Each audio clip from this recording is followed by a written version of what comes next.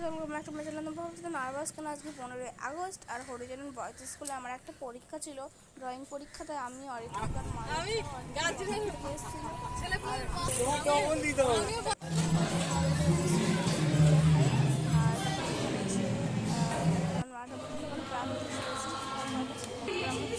ওপরে যাচ্ছিলাম। আমার তো খুবই ভয় লাগছিলো, কারণ ওখানে কেউ ছিল না, বেঞ্চগুলো এলো মেলো, কোনো দরজা খোলা মানে।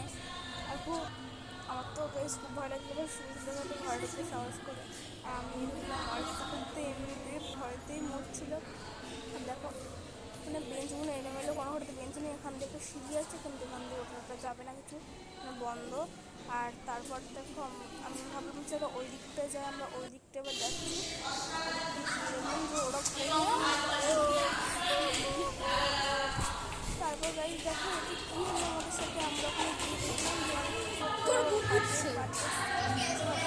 আর যাচ্ছি না, কিছু হবে না। এবার দেখো আমরা চলো দুতলায় ঘরে যাই। বা দুতলায় গিয়ে দেখলাম কেউ দরজা নেই, আর ওখানে নিয়েছে। এবার আমরা ব্যাগটা নিয়ে কিন্তু বাড়ি এসে রেডি।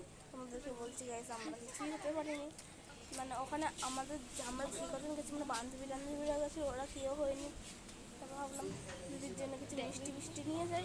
তো আমার দিদি বার মিষ্টি খেতে ভালোবাসে না, সেই জন্য দিদির জন্য সিঙ্গারা নিয়ে নিয়েছিল, এদিকে মাছ কিনছে।